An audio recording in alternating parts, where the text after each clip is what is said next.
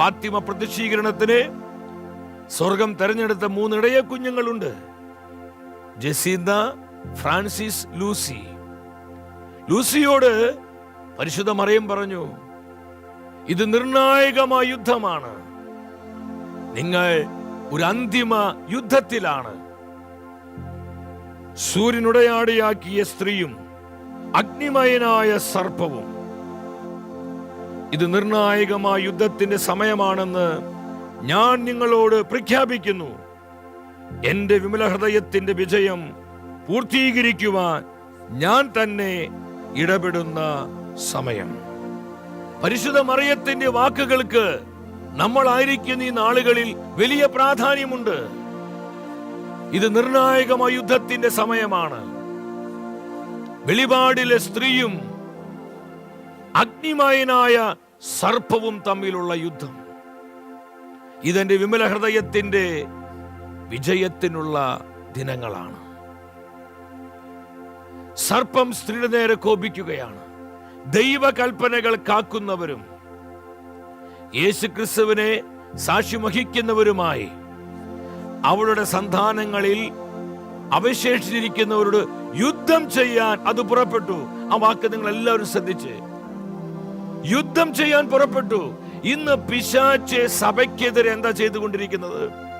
സഭാ സമൂഹങ്ങൾക്കെതിരെ, നമ്മുടെ കുടുംബങ്ങൾക്കെതിരെ, സഭാ പിതാക്കന്മാർക്കെതിരെ, ദൈവവിളികൾക്കെതിരെ ഇന്ന് ഘോര യുദ്ധം പിശാച് ചെയ്തുകൊണ്ടിരിക്കുക.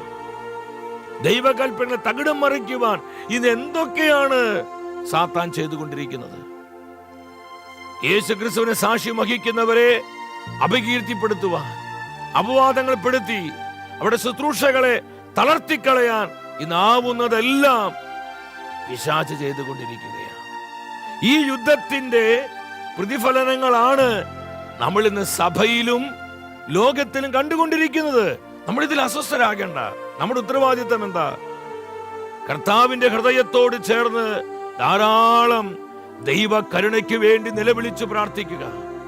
കാലത്തിന് പ്രത്യേകത മനസ്സിലാക്കിക്കൊണ്ട് പ്രാർത്ഥനയിലും പരിത്യാഗത്തിലും ദൈവത്തിന്റെ ജനം ആഴപ്പെടണം. പ്രാർത്ഥനയിലൂടെയും പരിത്യാഗത്തിലൂടെയും ഈ ലോകത്തെ വിശുദ്ധീകരിക്കാൻ സാധിക്കുമെന്ന് കർത്താവ് മരിയ ഫൗസ്റ്റീനയ്ക്ക് വെളിപ്പെടുത്തി കൊടുത്തതാണ്. കൂടുതൽ പ്രാർത്ഥനയുടെ പ്രസക്തി മനസ്സിലാക്കണം. പരിത്യാഗ അരൂപിയിലോട്ട് നമ്മൾ കടന്നു വരണം. ഇതിലൂടെ സാത്താന്റെ ആക്രമണങ്ങളെ തകർക്കാനും അതിജീവിക്കാനും നമുക്ക് കഴിയുമെന്ന് കർത്താവ് നമ്മളെ ഓർമ്മിപ്പിക്കുകയാണ്. നമ്മൾ ലോകത്തിലേക്ക് നോക്ക്. ലോകത്തിൽ എന്താ സംഭവിച്ചുകൊണ്ടിരിക്കുന്നത്? ഇത് വലിയ പ്രതിസന്ധികളിലൂടെയും മാറ്റങ്ങളിലൂടെയാണ് നമ്മളായിരിക്കുന്ന ഈ ലോകം കടന്നു പോകുന്നത്. ലോകവ്യാപകമായ അക്രമങ്ങള് നമുക്ക് മനസ്സിലാകുന്നില്ല. എന്താണ് ലോകത്തിന് സംഭവിക്കുന്നത്? ആർക്കും ഒരു സുരക്ഷിതത്വമില്ലാത്ത അവസ്ഥ. ഭീകര പ്രവർത്തനങ്ങൾ അതുപോലെ ഇന്ന് ഒരുപാട് വർദ്ധിച്ചു. ലോകരാജ്യ തലവന്മാർ ഒരുമിച്ച് കൂടിയാൽ അവർക്ക് ഏകസ്വരത്തിൽ പറയാനുള്ള പ്രധാന കാര്യം എന്താ? നമുക്ക് ഒറ്റക്കെട്ടായി ഭീകര പ്രവർത്തനങ്ങളെ നേരിടണം. യുദ്ധഭീഷണികള് രാജ്യത്തിനെതിരായി തിരിയുന്നു. നമ്മൾ ഇന്ന് കണ്ടുകൊണ്ടിരിക്കുക. പ്രകൃതിക്ഷോഭങ്ങള്, എത്രയോ സ്ഥലങ്ങളിൽ പ്രകൃതിക്ഷോഭങ്ങൾ മൂലം പതിനായിരങ്ങൾ ഇന്ന് വേദനിക്കുകയാണ്. കൊടുങ്കാറ്റുകൾ ഉണ്ടാകുന്നു, ഭൂകമ്പങ്ങൾ ഉണ്ടാകുന്നു, അതുപോലെ തന്നെ വെള്ളപ്പൊക്കം ഉണ്ടാകുന്നു. നമ്മുടെ കൊച്ചു കേരളത്തില് നമ്മൾ കണ്ടതാണ്. നമുക്ക് ചിന്തിക്കാൻ പോലും പറ്റുന്നില്ല. കഴിഞ്ഞ വർഷം അതിന് മുൻപത്തെ വർഷവും വലിയ പ്രളയക്കെടുതി കേരളം അനുഭവിച്ചു. പതിനായിരങ്ങളാണ് ഈ പ്രളയക്കെടുതി മൂലം വളരെ പ്രയാസപ്പെട്ടത്. എന്തുമാത്രം ദുരിതങ്ങളാണ് കേരള ജനതയ്ക്ക് സംഭവിച്ചത്. എന്നാൽ ഇതിൽ നിന്നെല്ലാം കയറുവാൻ ദൈവം നമ്മോട് കരുണ കാണിച്ചു. ചില രാജ്യങ്ങളിൽ കൊടും ചൂടാണ്. ഇതാണ് നാളുകൾക്ക് മുമ്പ് തെക്കേ അമേരിക്കയിലുള്ള ചിലി.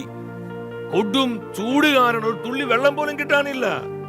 കഠിനമായ വരൾച്ചയാണ്. മൃഗങ്ങളെല്ലാം ചത്തൊടുങ്ങുന്നു. നമ്മളിതിനെ ഗ്ലോബൽ വാർമിംഗ് അല്ലെങ്കിൽ ആഗോള താപനത്തിന് ഫലമായിട്ടാണ് പ്രകൃതിയിൽ ഈ മാറ്റങ്ങളൊക്കെ കാണുന്നത്. നമ്മൾ പ്രതിപാദിക്കുന്നുണ്ട്.